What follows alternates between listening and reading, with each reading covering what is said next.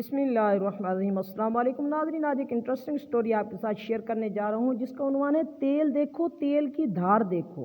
ये कहावत ऐसे मौक़ों पर इस्तेमाल की जाती है जब हम किसी से ये कहना चाहें कि अभी जल्दी मत करो, पूरा नतीजा या इंजाम देख कर लो। लेकिन ये कहावत बनी कैसे, ये भी एक दिलचस्प कहानी है। एक था शहज़ादा, उसके 4 दोस्त थे। उन सब का एक साथ उठना बैठना था। वो किसी वक़्त एक दूसरे से जुदा ना होते थे। खाने पीने, सोने जागने, उठने बैठने में सभी एक दूसरे के शरीक थे। उन दोस्तों में एक तो सिपाही था, एक मौलवी, एक ऊँट औला और एक तेली था। एक दिन अचानक बादशाह का इंतकाल हो गया और उसकी जगह शहज़ादा तख्ते नशीन हुआ। शहज़ादे ने अपनी दोस्ती का हक़ इस तरह अदा किया कि अपने चारों दोस्तों को अपना वज़ीर बना लिया और सब हंसी खुशी रहने लगे। लेकिन कुदरत को कुछ और ही मंजूर था। आसपास के मुल्कों के बादशाहों ने मिलकर उस मुल्क पर हमला कर दिया। अब तो शहज़ादे, जो अब बादशाह हजूर बन चुके थे, वो घबराए और अपने चारों वज़ीर दोस्तों से सलाह मशवरा करने बैठे। सिपाही ने कहा, इसमें घबराने की क्या बात है, बस डट कर दुश्मन का मुकाबला कीजिए, फतह इंशाअल्लाह हमारी ही होगी। मौलवी साहब बोले, जनाब मुझे तो इस राय से इत्तफाक नहीं। जंग हुई तो हज़ारों लोग मर जाएंगे और इन सब का खून आपकी गर्दन पर होगा, इसलिए आप नाहक झगड़े में ना पड़िए। ज़्यादा से ज़्यादा यही होगा ना कि मुल्क छिन जाएगा, छिन जाने दीजिए, अल्लाह और दे देगा।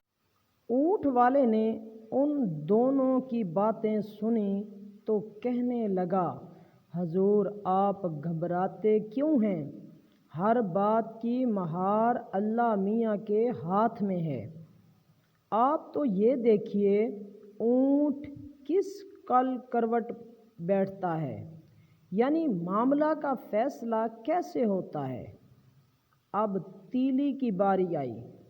ऊँट वाले दोस्त की बात सुनकर वो कहने लगा, जहाँ पना मेरे ख्याल में हमारे इस दोस्त सारबान ऊँट वाला की बात लाख रुपए की है। किसी काम में जल्दी नहीं करनी चाहिए। अभी तेल देखो और तेल की धार देखो। मालूम नहीं बादशाह ने किसी की बात मानी या नहीं मानी, और हमें तुम्हें इससे गर्ज भी नहीं होनी चाहिए।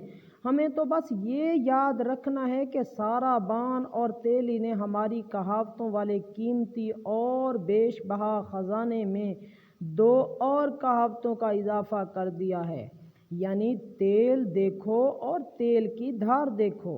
देखिए ऊँट किस कल बैठता है। ऐसी सैकड़ों कहावतें, और हर कहावत का रिश्ता एक दिलचस्प कहानी से जुड़ता है।